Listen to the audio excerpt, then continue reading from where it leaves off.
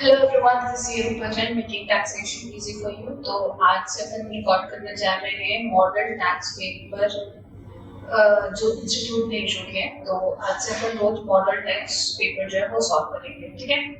और ये जो वीडियो है वो किसके लिए, तो ये जो वीडियो है वो सीए इंटर वालों के लिए, ठीक है बेटा। अब come on, model test paper आपका दिखना कैसा है, तो ऐसे आपका मॉडल टेस्ट पेपर जो है वो दिखने वाला है, ठीक है। अब सबसे पहले अपन स्टार्ट करेंगे किससे, मल्टीपल चॉइस क्वेश्चन से। अब मल्टीपल चॉइस क्वेश्चन के अंदर अपन को इसको रीड कैसे करना है, केस सिनेरियो को। तो रीड करने सबसे पहले अपन रीड करेंगे कि हमारी रिक्वायरमेंट क्या क्या है, और उसके बाद फिर अपन क्या रीड करेंगे, केस स्टडी रीड करेंगे।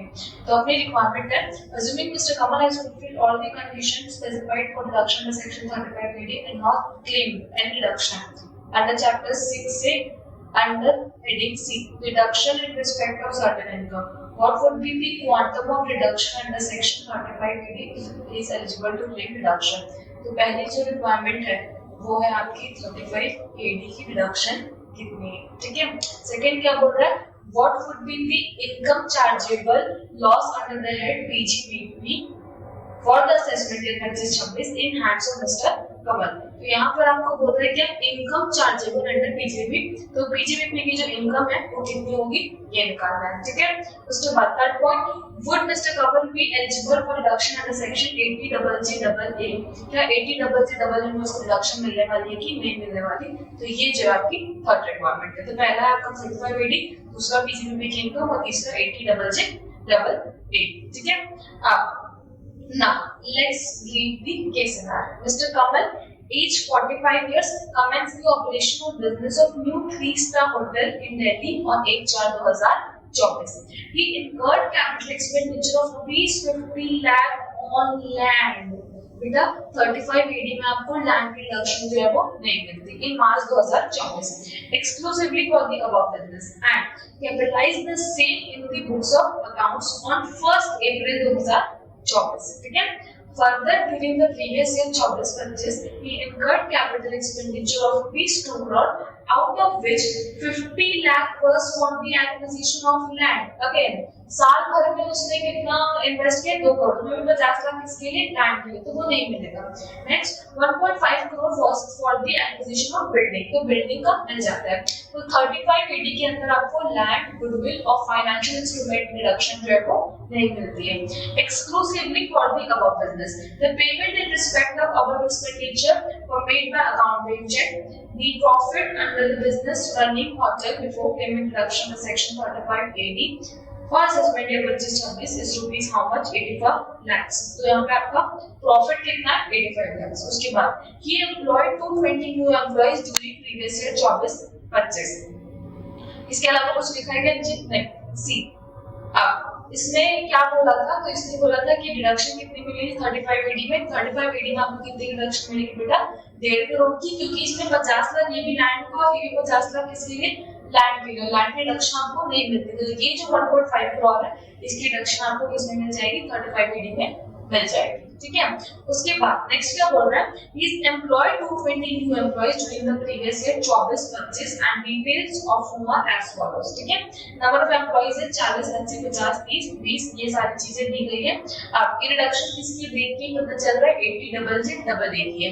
बट इसमें आप लोगों को कौन कौन से एम्प्लॉइज की नहीं मिलती, तो ऐसे एम्प्लॉइज जिनके एमोल्यूमेंट्स 25,000 से ज्यादा है तो उनकी अपने को नहीं मिलेगी, तो अपने को ऐसी भी इसकी डिडक्शन जो है वो नहीं मिलने वाली। उसके बाद नेक्स्ट ETGAA ये भी बोलते हैं कि अगर कोई एम्प्लॉय क्या बोलते हैं आरपीएफ में पार्टिसिपेट नहीं करता है तो उसकी डिडक्शन भी नहीं मिलती है।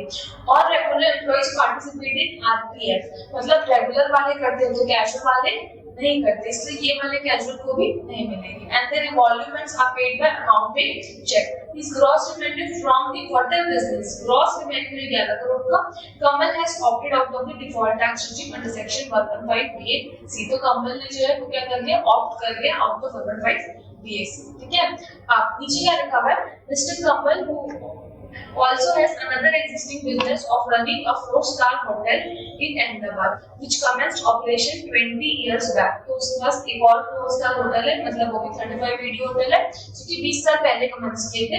तो प्रॉफिट वहां का कितना है? 140 लाख, कॉस्ट एस्टिमेट है 25-26। Based on the above fact clear scenario आपको क्या करना है? आंसर देना है। तो 35 वीडियो का हमने बताया था कितना है? 150 लाख है, ठीक है। उसके बाद नेक्स्ट क्या बोल रहा है? What would be the income chargeable PGBP, PGBP की इनकम कितनी है? तो यहाँ पे हम लोग का जो एक प्रॉफिट था वो आपने देखा होगा कितना था? 85 लाख, और एक यहाँ पर था कितना? 140 लाख, ठीक है। यहाँ पर मेरा होगा 85 लाख मेरा profit, net profit, plus 140 lakh minus 150 lakh, जो ऊपर हम लोगों ने डिडक्शन लिए, तो हमारा नेट आंसर आ जाएगा कितना? 75 lakh, which is your option number A, ठीक है। उसके बाद would Mr. Kanwar be eligible for deduction in the section 80CCAA? तो आपको एक चीज याद रखनी कि अगर आप 35 AD में डिडक्शन लेते हो तो आप 80 IA से लेके 80 RRB की डिडक्शन नहीं ले सकते हो। तो CA इंटर में मेजरली वो डिडक्शन होती है, एक तो 80CCAA और 80 QQ और 80 RRB, तो इस वजह से उसको डिडक्शन जो है वो नहीं मिलेगी, ठीक है ना। कमिंग नेक्स्ट, यहाँ पर क्या आपका क्वेश्चन नंबर 2, क्वेश्चन नंबर 2 क्या बोलते हैं? मिस्टर अरविंद, कौन है बेटा? ये इंडियन सिटीजन है, wants to file his return of income for the previous year 24-25. He required assistance for which he has approached you. He shared the following details relevant for the previous year 24-25. Mr. Arvind owned the house property in Bangalore and the same was rented out for ₹65,000 per month. तो उसने कितने में rent की? 65,000 per month. To Mr. Arjun, a salaried employee, he claims that this was the only income which he had earned during the previous year 24-25. Arvind बोलते हैं मेरे पास ये income है। However, when we sought for his bank statement, we observed the following: there is a credit of 23,975 towards income tax refund. Income tax refund taxable होता है क्या? नहीं। Which includes 5,775 towards interest on income tax refund. तो जो interest on income tax refund होता है वो taxable होता है under income from other sources. ठीक है। On 15th August 2024, the bank statement showed a credit of ₹55,000, which he has claimed to have received as gift from his grandchildren on his 60th birthday. तो 60th birthday में उसको ₹55,000 क्या मिला है? Gift मिला है। तो ये कहाँ टैक्सेबल होगा? अदर सोर्सेज में, क्योंकि वो ग्रैंडचिल्ड्रन से मिला है, ठीक है। और further assessment you will able to understand mister Arvind and his wife had traveled to Mauritius for previous year 24-25 to spend some time with their son who is staying in Mauritius. On scrutiny of their passport and relevant documents, you conclude that they had left India on 27 September 2024. 27 सितंबर को वो लोग India के बाहर गए थे and returned on 31st March 2025. During the 4 years preceding the previous year 24-25, they had stayed in India for 320 days. 320 दिन उन्होंने stay किया। Prior to that, they had been staying in India only. उससे पहले वो लोग इंडिया में ही रह रहे थे। अब एक बात समझना, 27 सितंबर को वो इंडिया के बाहर गए हैं, तो अपन कैलकुलेट करेंगे अप्रैल से लेके सितंबर तक। तो अप्रैल होता है 30 प्लस मई प्लस जून प्लस जुलाई प्लस अप्रैल मई जून जुलाई अगस्त प्लस सितंबर में कितना लेना? 27। तो इसको ऐड करके आपका आ जाएगा अप्रैल मई जून जुलाई अगस्त और सितंबर में आएगा 27। तो आपका कितना आ रहा है? 180 डेज, ठीक है। कितना आ रहा है टोटल? 180 डेज। तो अब क्या ये लोग एक्सेप्शन में कवर होंगे कि नहीं होंगे? पहला क्वेश्चन तो ये, since they are Indian citizen, तो ये लोग इंडिया में किसके लिए जा रहे हैं? ना तो क्रू मेंबर, ना एम्प्लॉयमेंट के लिए जा रहे हैं, और ना ही ये लोग इंडिया में विजिट के लिए जा रहे हैं। तो ये एक्सेप्शन में आएंगे? नहीं आएंगे, ठीक है। अब ये लोग नॉर्मल हो गए, तो 180 डेज वाली कंडीशन ही फॉलो नहीं कर रहे हैं। बट ये कौन सी कंडीशन फॉलो कर रहे हैं? तो ये कंडीशन आपकी फॉलो कर रहे हैं कोई सी भी नहीं, क्योंकि लास्ट 4 साल में 365 डेज और मोर रहना था, बट ये लोग नहीं रहे। तो ये लोग क्या है? नॉन रेजिडेंट है, मतलब अरविंद जो है वो क्या है? नॉन रेजिडेंट है। इस दिन ने requirement to return tax source under section 194 IB on such rent by Mr. Arjun. If yes, what would be the amount of TDS to be deducted? अब जो टीडीएस कटता है वो सिर्फ और सिर्फ रेजिडेंट पर्सन का कर सकता है, किसमें 194I-B में। 194I-B का फुल फॉर्म क्या है? इनवॉल्व प्रॉपर्टी का भाड़ा, तो वो कटता है किसके लिए? रेजिडेंट लोगों के लिए। सिंस ये बंदा नॉन रेजिडेंट हो गया तो इसका टीडीएस नहीं कट सकता। Which of the following statement is correct with respect to advance tax liability of Arvind for the previous year 24-25? Advance tax liability shall not arise। क्यों भाई? यहाँ पे रेंटल इनकम कितनी हो गई है आपकी? 65,000 रुपीज पर मंथ, तो साल का आपका हो गया है 7,80,000, तो आपका टैक्स तो ऐसे भी 10,000 से ज्यादा आएगा, ठीक है। तो टीडीएस को भी काटेंगे, तो ये शैल नॉट अराइज क्योंकि पीजीबी इनकम नहीं, advance collection advance tax liability उनकी अराइज होगी, और ये वाला प्रोविजन जो वो अट्रैक्ट नहीं होगा क्योंकि वो लोग नॉन रेजिडेंट है। अगर रेजिडेंट होते तो ये वाला प्रोविजन जो है एप्लीकेबल हो जाता। तो आपका आंसर जो है वो आएगा लास्ट की, वो अराइज होगा कि आपका टैक्स लायबिलिटी 10,000 से कम नहीं, ठीक है। उसके बाद नेक्स्ट क्या? Roshni Limited has 2 units, उसके 2 units है, 1 unit in special economic zone and other unit in domestic tariff area. The unit in SEZ was set up and started manufacturing on 12 May 2015 and DTA का शुरू हुआ था 15 जून 2018। अपने जो ना सिर्फ किससे मतलब रहता है? SEZ की जो यूनिट रहता है उसकी डिटेल से मतलब रहता है, आगे किससे कोई लेना देना नहीं है, क्योंकि SEZ का जो एक्सपोर्ट है, मतलब SEZ का जो एक्सपोर्ट है वही आपको क्या बोलते हैं, उसी SEZ से एक्सपोर्ट करो तो उसके प्रॉफिट में आपको रिडक्शन मिलने वाली है। SEZ से अगर आप नॉर्मल भी सेल करो तो रिडक्शन नहीं मिलने वाली, मतलब डोमेस्टिक सेल्स में नहीं मिलती, SEZ की एक्सपोर्ट टर्नओवर में मिलना है, तो हम लोग को DTA से कोई लेना देना नहीं है। Total turnover of Roshni limited है इतना और DTA का इतना है, एक्सपोर्ट सेल्स ऑफ SEZ इतना एंड DTA का है इतना। नेट प्रॉफिट ऑफ SEZ कितना है? 95 लाख और DTA का इतना है। Out of the export sales of 3.5 crore, उसको 3.5 करोड़ का एक्सपोर्ट सेल था, उसमें से 2 करोड़ ही रिसीव हुआ है इन कन्वर्टेबल फॉरेन एक्सचेंज। सी, जब भी आप एक्सपोर्ट करते हो तो आपको रिडक्शन तभी मिलेगी जब पैसा जो है वो कन्वर्टेबल फॉरेन एक्सचेंज में आपके पास आ चुका है। तो कन्वर्टेबल फॉरेन एक्सचेंज में जब पैसा आपके पास आ चुका है तो उस केस में आपको रिडक्शन मिल जाएगी। अब यहाँ पे फॉर्मूला क्या होता है? तो प्रॉफिट कितना है बेटा? 95 लाख, तो 95 लाख का आपका प्रॉफिट है। प्रॉफिट किसका होना चाहिए? तो प्रॉफिट हो जाना चाहिए आपकी SEZ का। अब SEZ की टोटल सेल कितनी? SEZ की जो सेल है टोटल में वो है इसका ये 12.5 करोड़, ये 4.5, तो 12.5 माइनस 4.5 8 करोड़, तो 8 करोड़ उसकी टोटल सेल्स है इनटू एक्सपोर्ट सेल्स कितनी है? 3.5 करोड़, बट रियलाइज कितना हो? 2 करोड़, तो आप इनटू किसे करोगे? 2 करोड़ से, ठीक है। तो यहाँ पर आप लोगे 95 लाख डिवाइडेड बाय 8 इनटू 2, आपका आंसर आ जाएगा 23,75,000 वाट, 23,75,000। आप इनटू करोगे इसको 50%, क्योंकि कौन सा ईयर ऑफ ऑपरेशन है, तो ये आपका अगर आपको यूनिट 2015 में चालू हुआ था तो ये आपका 9th ईयर ऑफ ऑपरेशन है। 50% अगर आप कर दोगे तो आपका आंसर आ जाएगा 11,87,500, तो ये आपका आंसर नंबर 3 जो है वो आ जाएगा, ठीक है। उसके बाद next, what would be the tax liability of Miss Savita, a resident who attained the age of 60 years on 1/4/2025? Total income उसकी 7,25,000 है, comprising of salary and interest on FD under default tax regime, ठीक है। Total income कितनी? 7,25,000 है। इसमें से first 3 lakh पे आपका कितना होगा बेटा? नील। सेकंड आपके 4 लाख पे कितनी इनकम होगी? तो 4 लाख पे होगा आपका 20,000 का टैक्स, और थर्ड आपका कितना होगा? 25,000। 25,000 पे 10%, 25,000 पे अपन लोगों ने दिए 10%, 10% होगा आपका 2500। टोटल टैक्स आ गया 22,500, इसमें 4% ऐड कर दोगे 900 रुपए ऐड हो जाएगा, तो इसमें प्लस इक्वल्स टू आपका आंसर आ जाएगा 23,400, ठीक है।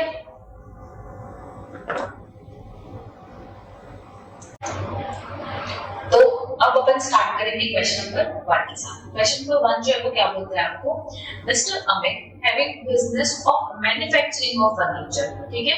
कुछ इंपॉर्टेंट वर्ड्स होते हैं तो आप एक बार हाईलाइट कर लिया करो। Gives you the following information, किसका, trading of profit and loss का ऑन 31 मार्च 2025, ठीक है। अब सेल्स दिया है, क्लोजिंग स्टॉक है, opening stock, purchase, trade, cartage, gross profit, ठीक है। अब ग्रॉस प्रॉफिट, ठीक है। इनकम टैक्स रिफंड टैक्सेबल नहीं होता है तो इसलिए हम इसको माइनस कर देंगे, ठीक है। वेयर हाउसिंग चार्जेस, सिंस मेरा मैन्युफैक्चरिंग का है तो वेयर हाउसिंग मेरा क्या होगा बेटा, अदर सोर्सेज में चले जाएगा, ठीक है। तो इसको भी अपन क्या करेंगे, माइनस कर देंगे। अब यहाँ पर bonus to staff, rent of premises, advertisement, bad debt, interest loan, depreciation, GST, demand paid, तो डिमांड मतलब टैक्स पेड है, ठीक है। सैलरी है आपकी यहाँ पर 5,50,000, से इतना नेट प्रॉफिट है आपका, ठीक है। अब एक सेकंड,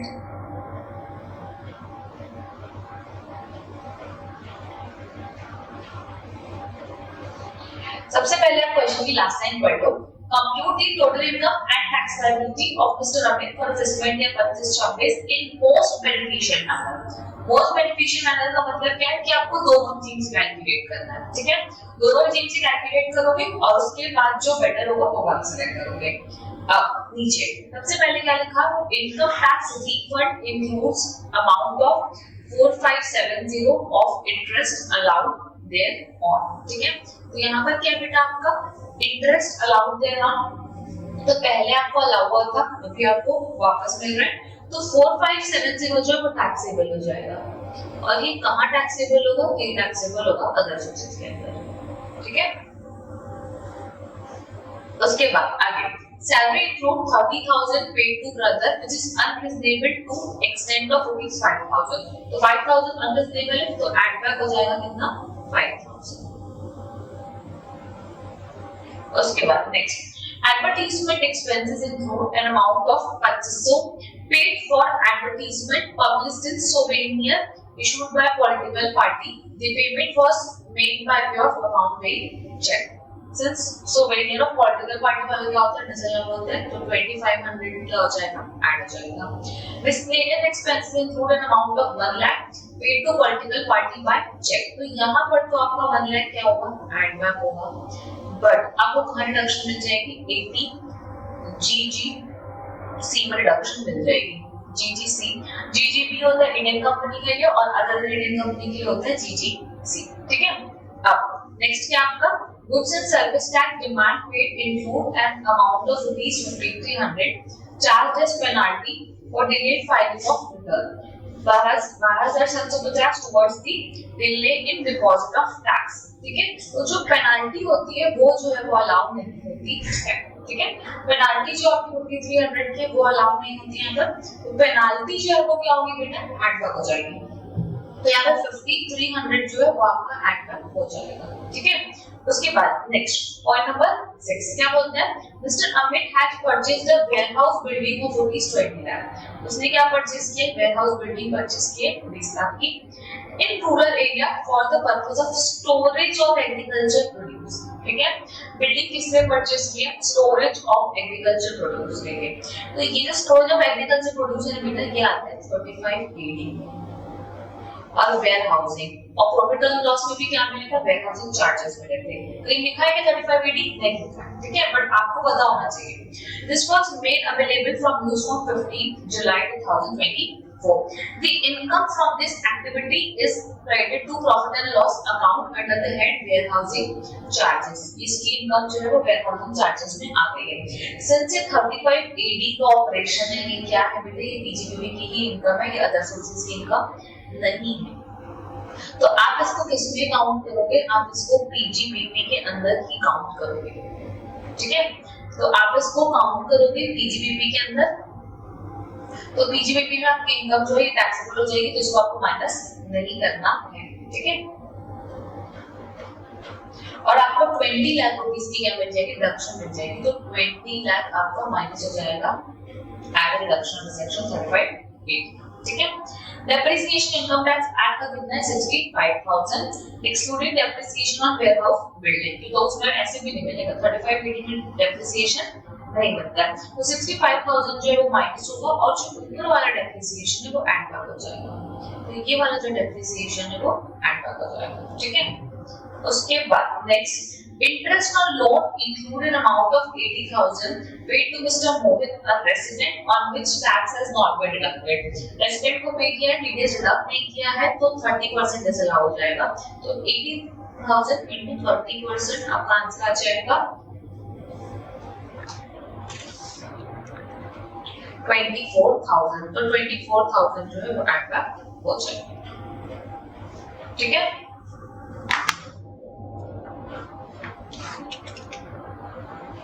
ये हो गया।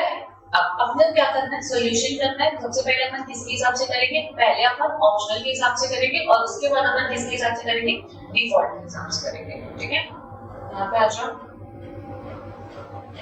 क्वेश्चन बैंक में चेक करो, क्वेश्चन पेपर यहाँ चेक करो, यहाँ चल रहा है, यहाँ चल रहा है, यहाँ चल रहा है, यहाँ चल रहा है। अब सबसे पहले आपका क्वेश्चन नंबर 1 क्या था बेटा, आपकी पीजीपीपी का सॉल्यूशन। तो मेरा सबसे पहले मैं क्या लूंगी, नेट प्रॉफिट। तो नेट प्रॉफिट मेरा कितना है, नेट प्रॉफिट क्वेश्चन में दिया हुआ है 50,85,000, ठीक है। उसके बाद कुछ ट्रांजैक्शन जो है वो ऐड होंगे, कुछ ट्रांजैक्शन जो है वो क्या होंगे, लेस होंगे। तो जो ट्रांजैक्शन ऐड होने वाले हैं उस केस में कौन कौन सा आएगा, जो ट्रांजैक्शन ऐड होने वाले हैं उस केस में सबसे पहला आपका आएगा, अगर मैं इधर से स्टार्ट करूं तो इधर लेस के ट्रांजैक्शन पहले लिखे, आईटी रिफंड, ये लेस होगा 30,000, ठीक है। उसके बाद ऐड में अगर मैं बात करूं तो वैलिडिटी इंटरेस्ट ऑन डेप्रिसिएशन, तो डेप्रिसिएशन जो है वो ऐड बैक होगा 1,07,250, ये ऐड होगा, ये माइनस होगा। उसके बाद नीचे जो एडिशनल इंफॉर्मेशन, तो अदर सोर्सेज में एक इनकम है, तो अदर सोर्सेज में एक इनकम टैक्सेबल होगी आईटी रिफंड के नाम पे, बेसिकली इंटरेस्ट 4570, तो ये आपका यहाँ टैक्सेबल हो जाएगा। नेक्स्ट है 5,000 कैसे लागू होगा, आपका अनरीजनेबल सैलरी, अनरीजनेबल सैलरी जो आपने अपने भाई को पे किए, कितना 5,000 रुपीस। उसके बाद नेक्स्ट क्या लिखा है, एडवर्टीजमेंट, तो एडवर्टीजमेंट जो आपने पॉलिटिकल पार्टी सुवेनियर में किया 2,500 रुपए, वो भी ऐड बैक हो जाएगा। नेक्स्ट पॉलिटिकल पार्टी को जो पेमेंट किया है, पॉलिटिकल पार्टी को जो पेमेंट किया है, कितना पेमेंट किया, 1 लाख रुपीस, तो 1 लाख रुपीस यहाँ पर हो जाएगा। साथ ही हम नीचे भी लिख देंगे ATGGC में पॉलिटिकल पार्टी को जो पेमेंट किया है 1 लाख, वो माइनस होगा, ठीक है। अब उसके बाद नेक्स्ट है आपका जीएसटी डिमांड, तो मेरा यहाँ पर है जीएसटी का डिमांड, मतलब जो पेनाल्टी की हुई है, पेनाल्टी, जीएसटी की जो पेनाल्टी पे हुई है, जीएसटी की पेनाल्टी कितनी पे होगी, 5,300 जो है वो ऐड बैक हो जाएगा, ठीक है। उसके बाद 20 लाख रुपए 35 एडी, तो 35 एडी में आपको डिडक्शन मिली कितनी, 20 लाख, तो 20 लाख रुपए आप यहाँ क्या कर दोगे, माइनस कर दोगे, ठीक है। डिडक्शन है, हाँ डिडक्शन माइनस कर दोगे, और इनकम में से अपन लोगों ने कुछ भी माइनस नहीं किया, सिर्फ डिडक्शन माइनस किए। उसके बाद इंटरेस्ट ऑन लोन, तो जिसमें टीडीएस नॉट डिडक्टेड, तो टीडीएस डिडक्ट नहीं किया है, इसके बाद हमारा अमाउंट जैसे लगा हुआ है वो कितना हुआ है, 24,000, ठीक है। 35 एडी, ठीक है, ये हो गया, रिफंड चला गया 30,000, ये ऐड हो गया 1,07,000, अगर 4570, 5,000 इधर ऐड हो गया, 2500, 1,53,300, 20 लाख रुपए माइनस हो गया। Depreciation of income tax act, यहाँ बच गया डेप्रिसिएशन, डेप्रिसिएशन कितना बचा, 65,000, तो ये भी हम माइनस कर देंगे, ठीक है। अब यहाँ पे हम लोगों ने माइनस किया, ये ऐड कर दिए, तो मेरा जो नेट आंसर है वो पीजीपी को कितना आएगा, वो आएगा 50,85,000 plus 1,07,250 plus 5,000 plus 2,500 plus 1,00,000 plus 5,300 plus 24,000, कितना, minus 30,000 minus 20,00,000 minus 65,000 is equals to मेरा आंसर आया 32,34,050। तो ये क्या है आपका पीजीबीपी। पीजीबीपी की इनकम है 32,24,050 रुपए। ठीक है, उसके बाद अदर सोर्सेज हो गया, ये हो गया नेट प्रॉफिट हो गया, नेट प्रॉफिट ये हो गया, ये हो गया। उसके बाद क्या तो कैपिटल गेन की इनकम है, नहीं कुछ और है, आई डोंट थिंक सो कुछ और है, तो कुछ भी नहीं है। तो अदर सोर्सेज में रिफंड है आपका 4570। तो 4570 जो है बेटा आप यहाँ पर ऐड कर दोगे तो आपका क्या आ जाएगा, आपको आ जाएगा जीटीआई प्लस 4570। तो आपका आंसर आ जाएगा 32,38,620। उसमें से 1 लाख रुपए माइनस कर दोगे तो टोटल इनकम आ जाएगी 31,38,620। ठीक है, ये मेरी क्या आ गई, टोटल इनकम आ गई है। ये मैंने किसके हिसाब से निकाला है, ये मैंने नॉर्मल टैक्स रेजिम से निकाला है। तो नॉर्मल टैक्स रेजिम में अब मैं इसका क्या कैलकुलेट करूंगी, तो अब मैं इसके ऊपर कैलकुलेट करूंगी क्या इसकी टैक्स लायबिलिटी, क्योंकि टैक्स लायबिलिटी भी तो कैलकुलेट करनी पड़ती है ना। ठीक है, तो अब मुझे कैलकुलेट करना है क्या इसके ऊपर की टैक्स लायबिलिटी। तो टैक्स लायबिलिटी कैलकुलेट करने के लिए ये क्या है बेटा, पीजीबीपी है और ये आपका है रिफंड, मतलब दोनों ही स्लैब रेट से टैक्सेबल होगा। तो मेरा स्लैब रेट के हिसाब से आंसर आ जाएगा minus 1 lakh 31,38,620 minus 10 lakh into 0.3 plus 1,12,500। ठीक है, उसके बाद आपका है यहाँ पर टैक्स आ गया 31.04। तो आपका आंसर आ जाएगा 7,84,249। ये आपका क्या आ जाएगा, टैक्स आएगा। उसके बाद नेक्स्ट अपन कैलकुलेट करेंगे क्या, एएमटी।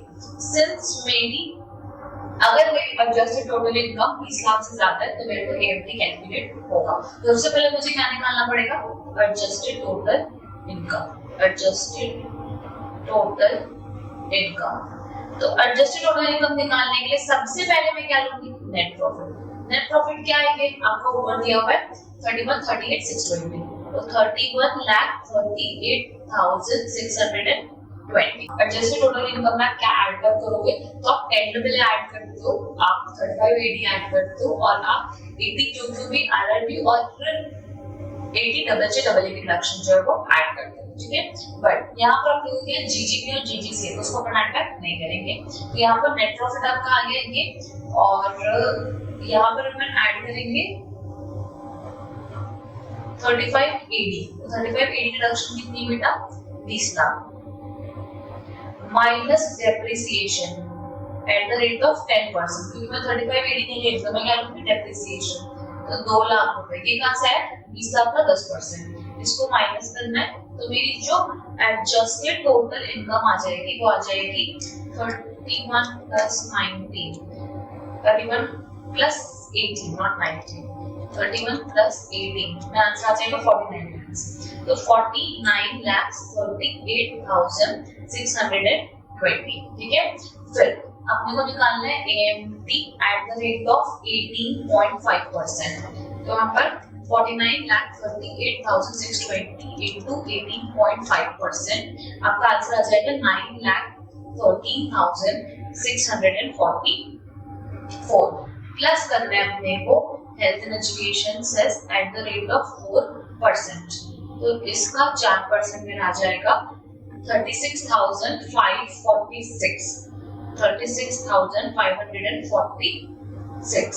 ठीक है, ऐड बैक कर दूंगी तो मेरा टोटल आ जाएगा यहाँ पर 9,50,190।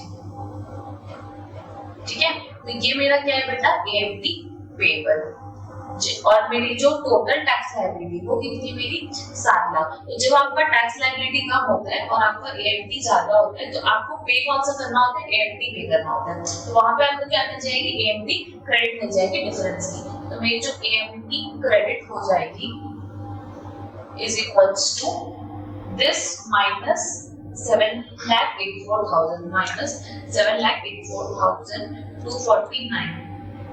तो मेरी एफडी क्रेडिट हो जाएगी 1,65,941 941।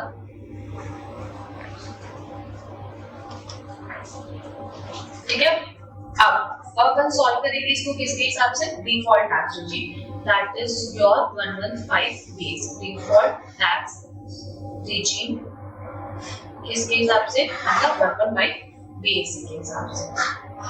ठीक है, अगर मैं क्वेश्चन में देखूं यहाँ पर, ये मेरा आंसर है, तो चार चीजें पीजीबीपी में अलाउ नहीं होती। तो क्या अलाउ नहीं होता है, तो यहाँ पर अपन लोगों ने एक बनाया था पीजीबीपी के लिए, एसईजेड का एडिशनल डेप्रिसिएशन साइंटिफिक नहीं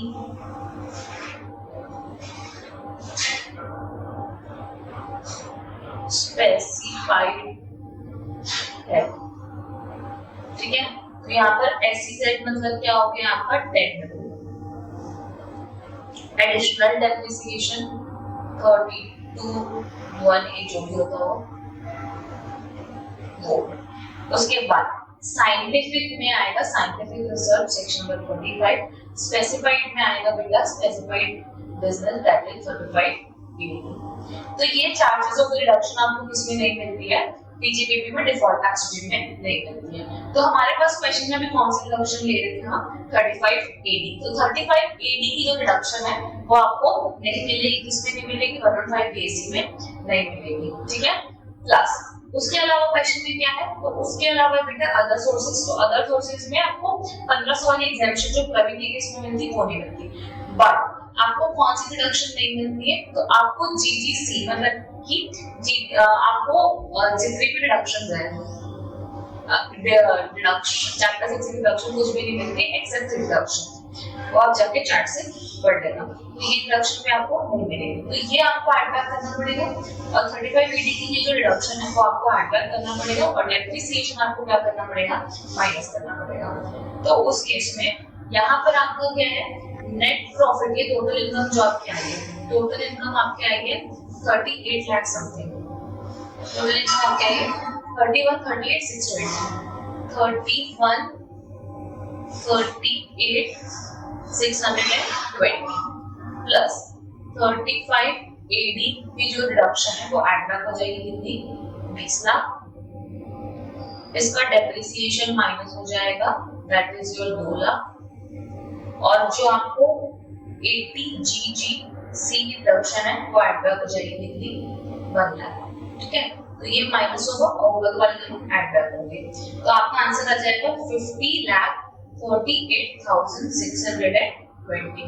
ठीक है बेटा, अब यहाँ तक पहुँचते पहुँचते बहुत सारे बच्चे एक चीज में गलती कर देंगे, यहाँ देखेंगे ही नहीं कि आपकी जो टोटल इनकम है वो सरचार्ज लिमिट से थोड़ी ज्यादा है। सरचार्ज लिमिट से थोड़ी ज्यादा है उसका मतलब क्या होता है, उसका मतलब ये होता है कि आपको चेक करना है कि मार्जिनल रिलीफ एप्लीकेबल है कि नहीं।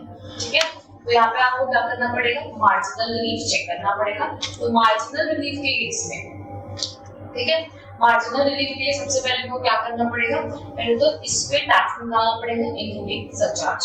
ठीक है, तो यहाँ पर मैं इस पे टैक्स निकाल रही हूँ 115 BAC के हिसाब से, इसके ऊपर टैक्स का सरचार्ज होगा 13,21,744, 745 कर देते हैं। ठीक है, अब 13,21,000 कैसे किया, तो माइनस 15 लाख, बैलेंस में 30% और 15 लाख का आता है 1,40,000 और सरचार्ज जाएगा वो कितना, 10%। ठीक है, तो आपका आ जाएगा 13,21,745। अब मैं माइनस करूंगी यहाँ पर क्या, मार्जिनल रिलीफ। तो मार्जिनल रिलीफ के लिए वो क्या करना पड़ेगा, टैक्स निकालना पड़ेगा किसके ऊपर, 50 लाख के ऊपर, 50 लाख के ऊपर टैक्स प्लस मेरी एक्स्ट्रा इनकम जो उसको ऐड करना पड़ेगा, और फिर उसको माइनस करना पड़ेगा आपकी जो 115 BAC का टैक्स है उससे, तो उसको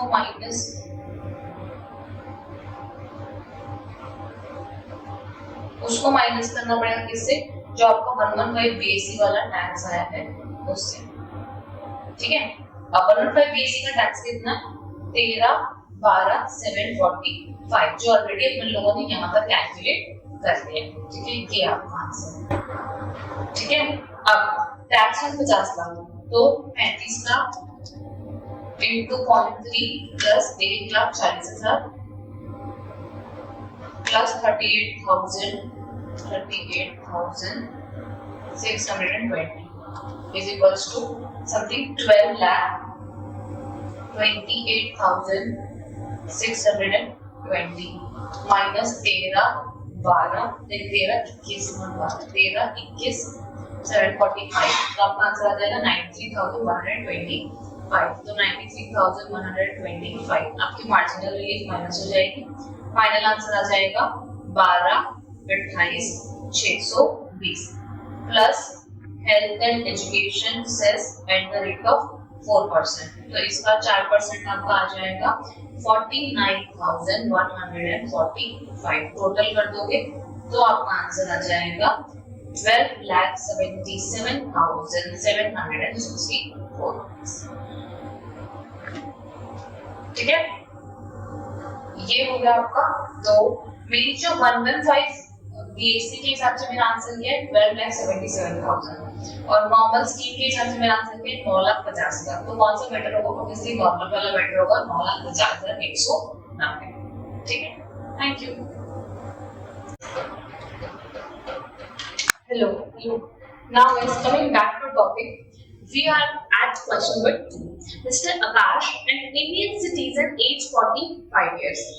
Indian citizen of 45 years, worked in XYZ Limited in Delhi. He got a job offer from ABC California on 1st June 2023.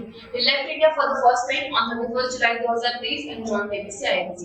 On 8 August 2023, during the previous year 24-25, Akash visited India from 25 मई से लेके 22 सितंबर तक। He has received the following income. तो current year में जो है वो यहाँ पर इतना स्टेट किया हुआ है।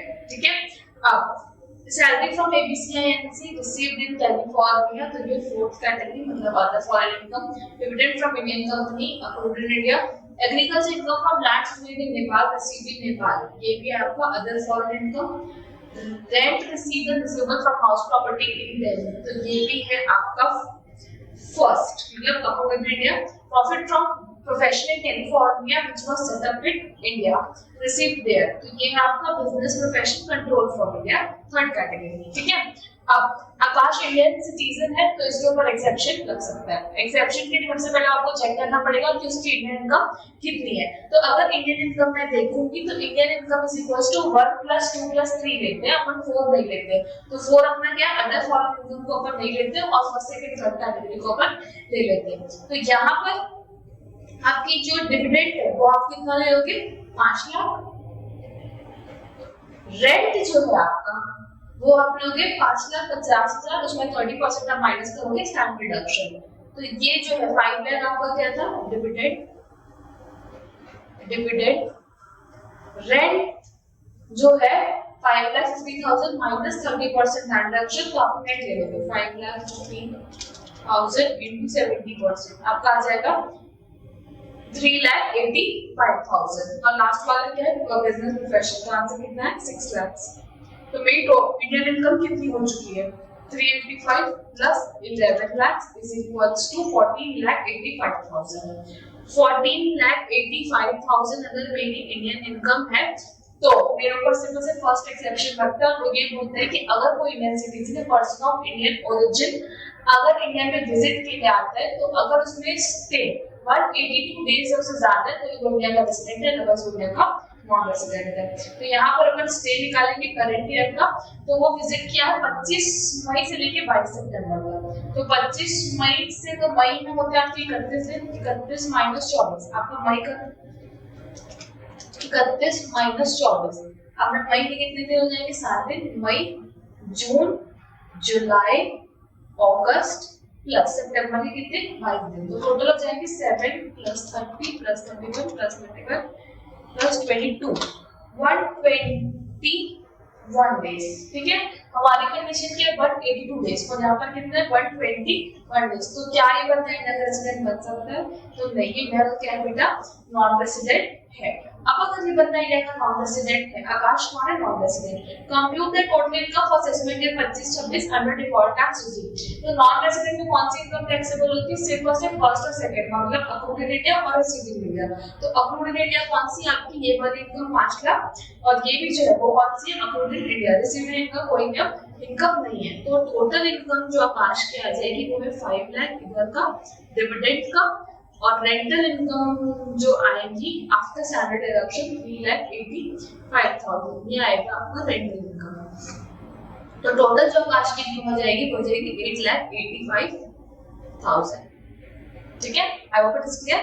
Now move to next question. ये क्या बोलता है, examine and compute the liability for deduction of TDS if any in cases stated hereunder for financial year ended 31 March 2025। State bank of India ने पे किया है 70,000 per month and 60,000 per month as rent to central government and to Mr. Kunal respectively for building in which branch situated. ठीक है, तो बेटा जब भी आप पेमेंट करते हो सेंट्रल गवर्नमेंट को, स्टेट गवर्नमेंट को, तो इनका टीडीएस नहीं डिडक्ट कर सकता है, नहीं कटता, मतलब नहीं डिडक्ट कर सकते हो। ठीक है, तो स्टेट बैंक ऑफ इंडिया का पेमेंट कर रही है सेंट्रल गवर्नमेंट को 70,000 पर मंथ अपनी एक ब्रांच के लिए, तो इसमें कोई टीडीएस नहीं कटेगा। फिर 60,000 पर मंथ जो मिस्टर कुणाल को पे हो रहा है उसमें टीडीएस डिडक्ट होगा। हमारे पास दो सेक्शन है, एक है 194I और दूसरा सेक्शन है 194IB। तो 194I किसके को लगता है, इंडिविजुअल एजेंट जिसका टर्नओवर 1 करोड़ 50 लाख से ज्यादा है, और अदर जो भी नेक्स्ट केस। ठीक है, तो यहाँ पे अपन को टीडीएस कटेगा कितना, 60,000 पे 194I एप्लीकेबल होगा क्योंकि अदर्स के लिए कोई लिमिट नहीं है। तो 60,000 इनटू ये कब से पूरे साल भर का है, तो 12 मंथ्स का आंसर हो जाएगा 60,000 इनटू 12 मंथ्स 7,20,000। अब टीडीएस का जो रेट है वो है 10%, तो इनटू 10% 72,000, तो 72,000 जो टीडीएस डिडक्ट हो जाएगा। ठीक है, उसके बाद नेक्स्ट है आपका payment of 2.5 lakh for mister Deepak, a transporter who owns 8 goods carriers throughout the previous year and he does not furnishes PAN. See, अगर आप 44A ऑप्ट करते हो तो 44A ऑप्ट करने पे आपके ऊपर क्या बोलते हैं 194C में टीडीएस नहीं कटता है, क्योंकि ये अपने ट्रांसपोर्टर है। तो कौन सा सेक्शन लगा हुआ है, 194C लगा हुआ है। बट यहाँ पर एक कंडीशन और है जो बोलती है कि अगर आपने पैन फर्निश नहीं किया है पेयर को, तो उस केस में आपका टीडीएस का रेट जो है 20% है। बेटा अगर वो पैन फर्निश कर देते हो तो उसका 1 रुपए का भी टीडीएस नहीं कटता, उसने पैन फर्निश नहीं किया तो 1 into 2,50,000 मतलब 2.5 लाख का 20% हो जाता है 50,000। तो यहाँ पर आप कितना टीडीएस काटोगे, 50,000। पहले वाले में कितना काटोगे, 72,000 मिस्टर कुणाल। ठीक है, अब नेक्स्ट है third, Mr. Sahil, a resident individual aged between 40 years, is an assistant manager of Fox Limited. He is getting a salary of 55,000 per month. 55,000 per month मिल रहा है during the previous year job expenses. He receives the following amount from the employer. तो उसको dearness allowance जो है वो कितना मिला, 10% of basic salary which form part of the salary. bonus मिला 60,000, fixed medical allowance मिले 50,000 for meeting the medical expenditure. Also number of medical bill of his mother depending 6,500. ठीक है, हाँ एक चीज और ध्यान रखना कि ये जो है ना बंदा वो क्या डिफॉल्ट टैक्स रिजीम में जो है वो क्या कर रहा है, टैक्स पे कर रहा है। तो जब भी कोई बंदा डिफॉल्ट टैक्स रिजीम में टैक्स पे करता है तो उसमें क्या क्या चीजें नहीं आती। सबसे पहला सेक्शन 16 में एंटरटेनमेंट अलाउंस और प्रोफेशनल टैक्स डिडक्शन आपको नहीं मिलती है, तो इस चीज की डिडक्शन जो है आपको नहीं मिलने वाली है। ठीक है, उसके अलावा आपको परक्यूजिट में एलटीसी नहीं मिलता है, तो यहाँ पर एलटीसी है भी नहीं क्वेश्चन में। और उसके बाद अलाउंसेस में आपको एचआरए एग्जेम्पशन नहीं मिलती, और आपको सिर्फ और सिर्फ 4 अलाउंसेस की एग्जेम्पशन मिलती है। एक है आपका कम्यूटेशन अलाउंस, एक है आपका ट्रैवलिंग अलाउंस, एक है आपका डेली अलाउंस, और एक है आपका कम्यूट कन्वेंस अलाउंस। ठीक है, तो ये 4 जो सेक्शंस है इनकी डिडक्शन जो है आपको मिल जाती है किसमें, 115 बीएससी में। अब यहाँ पर सबसे पहले अपन लेंगे क्या, बेसिक सैलरी। तो बेसिक सैलरी आपकी आएगी 55,000 rupees per month, 55,000 per month into 12, आपका आंसर आ जाएगा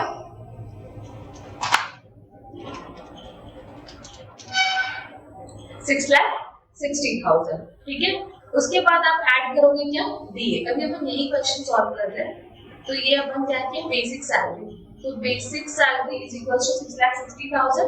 अब दिए टर्म्स बोला है 10% ऑफ बेसिक सैलरी, तो इसका हो जाएगा बेटा आपका 66,000। ठीक है, बोनस जो है इसने बोला है आपको 60,000 रुपीज, तो ये आपका हो जाएगा बोनस।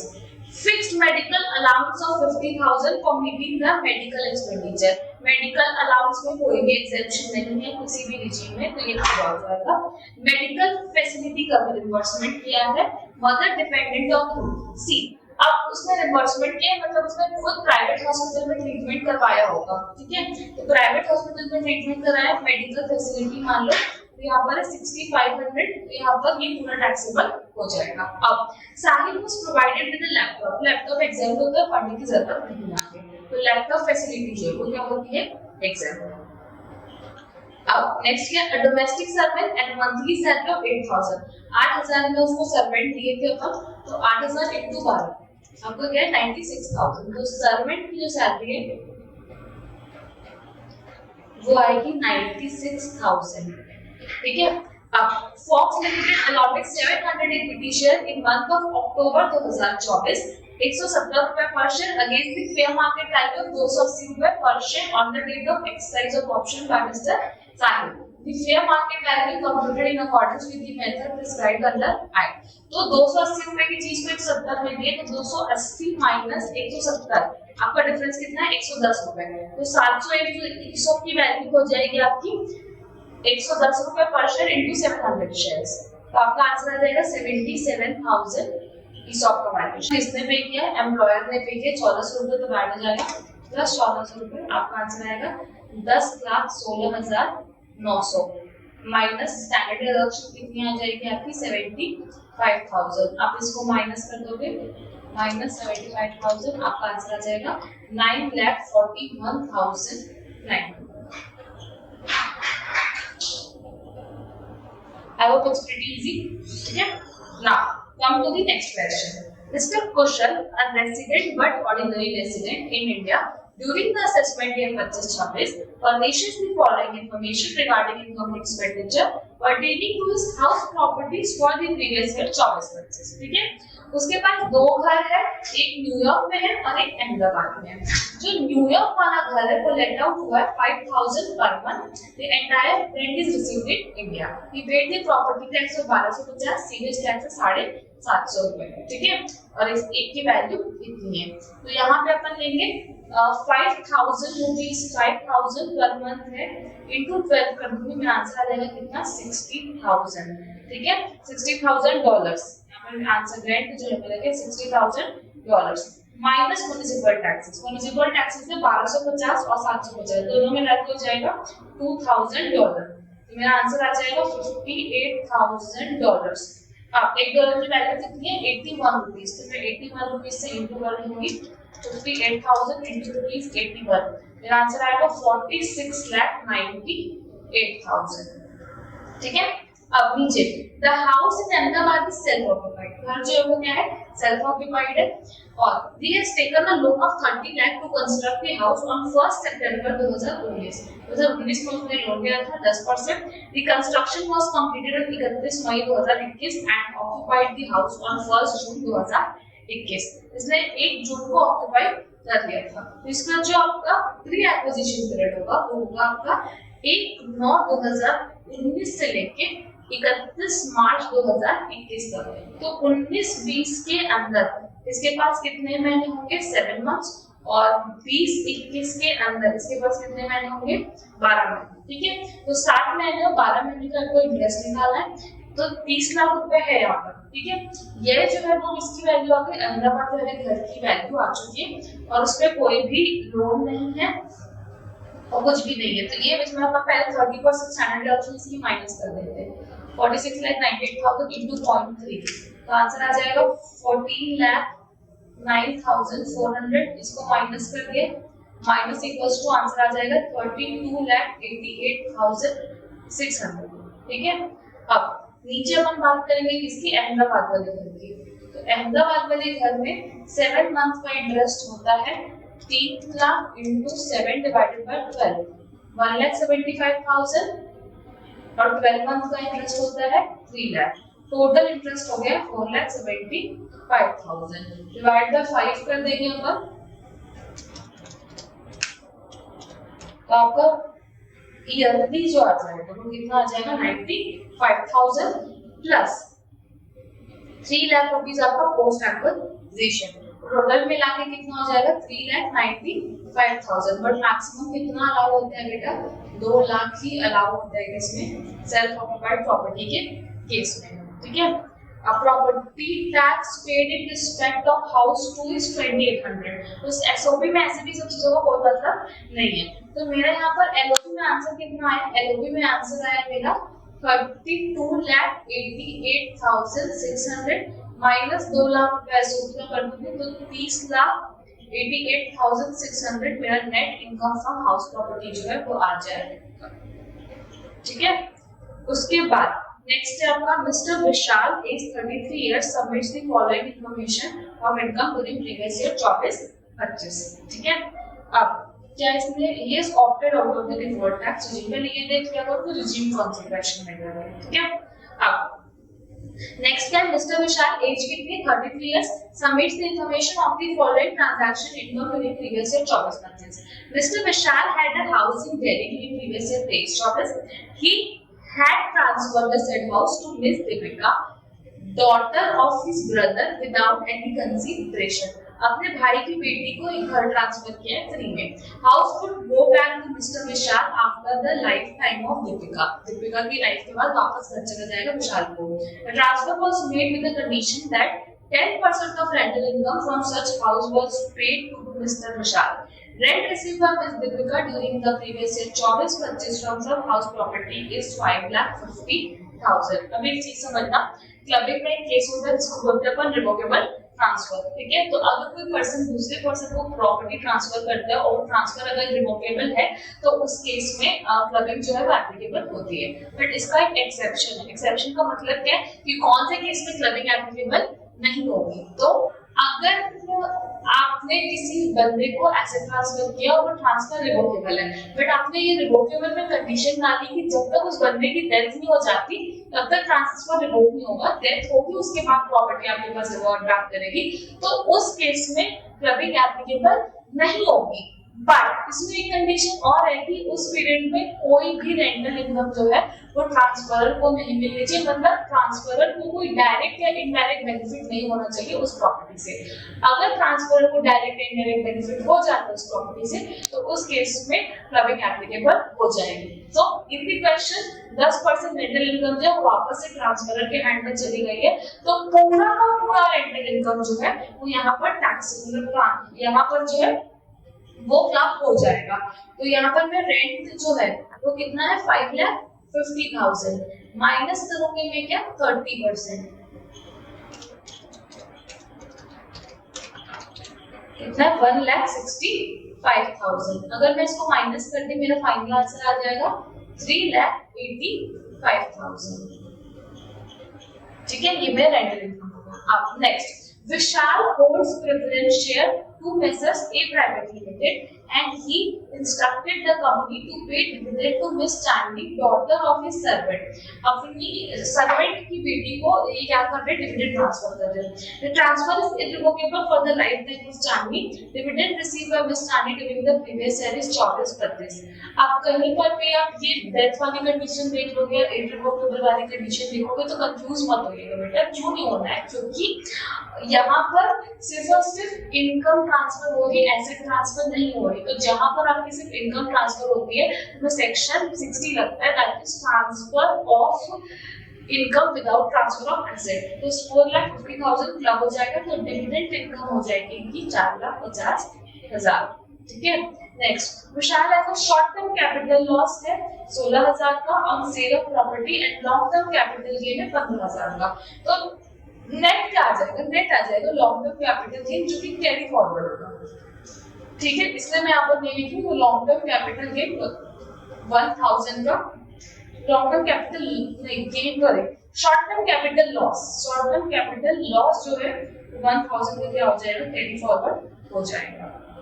उसके बाद other income and losses of Vishal includes saving bank account में कितना मिल रहा है 1,75,000। तो सेविंग बैंक पे आपको मिल रहा है 1,75,000 का interest. Cash gift of 75,000 receive from daughter of his sister on birthday. ठीक है, तो डॉटर ऑफ सिस्टर रिलेटिव नहीं है तो उस केस में आपका कैश गिफ्ट हो जाएगा 75,000। नेक्स्ट इनकम फ्रॉम वेडिंग 25,000, तो वेड की इनकम है आपकी कितनी 25,000। नेक्स्ट कार्ड गेम की इनकम 46,000, तो आपके कार्ड गेम जो है वो है 46,000। और आपका लॉस ऑन मेंटेनेंस हॉर्सेस, तो इस साल को इनकम नहीं है तो ये डायरेक्ट क्या हो जाएगा कैरी फॉरवर्ड हो जाएगा, तो ये मेरा लॉस भी क्या हो जाएगा कैरी फॉरवर्ड हो जाएगा। अब मैं इसको टोटल करती हूँ तो मेरी जीटीआई याद रहेगी, जीटीआई। ठीक है, अब इसमें मेरे को डिडक्शन मिलेगी यहाँ पर, और वो तो मुझे डिडक्शन पर जगह लिख लेना है।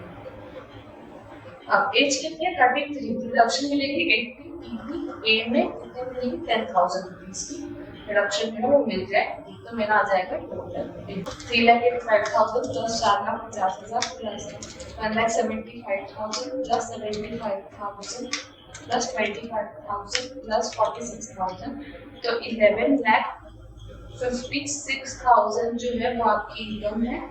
उसमें से 10,000 रुपये आप माइनस करोगे तो आएगा 11,46,000।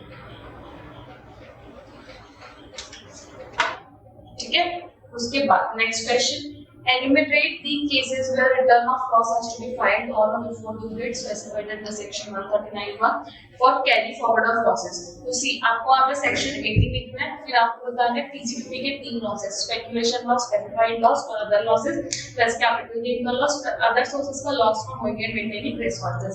ये सारे लॉसेस को आपको कैरी फॉरवर्ड करने के लिए उस साल पे टाइम पे रिटर्न फाइल करना पड़ेगा। ठीक है, due date of return filing में करना पड़ेगा, बट हाउस प्रॉपर्टी का लॉस, अनअब्सॉर्ब्ड डेप्रिसिएशन का लॉस अगर आप रिटर्न फाइल नहीं भी करते तो भी आप कैरी फॉरवर्ड कर सकते हो। ठीक है, नेक्स्ट क्या पूछ रहे हैं आपको कि आप क्या कहां पर पेन होल्ड करना मैंडेटरी है और कहां पर पेन होल्ड करना मैंडेटरी नहीं। ठीक है, तो सेल ऑफ स्कूटर 70,000, तो नहीं यहाँ पर आपको पेन होल्ड करना मैंडेटरी नहीं है। ठीक है, payment of life insurance policy, तो यहाँ पर है 50,000 से अगर ऊपर आप लाइफ इंश्योरेंस पॉलिसी का पेमेंट करते हो प्रीमियम का, तो आपको पैन कोड करना मैंडेटरी है।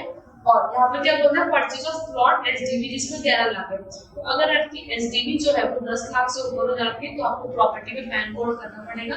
ठीक है, और अगर आप क्रेडिट कार्ड बैंक में अकाउंट खुलाओ, डेबिट कार्ड और क्रेडिट कार्ड कुछ भी करो, यहाँ पर आपको मैंडेटरी पैन देना पड़ेगा, यहाँ पे देना पड़ेगा, यहाँ पे भी देना पड़ेगा, यहाँ पे भी देना पड़ेगा, फिर स्कूटर में आपको देने की कोई जरूरत नहीं है। ठीक है, thank you so much, we will meet in next video.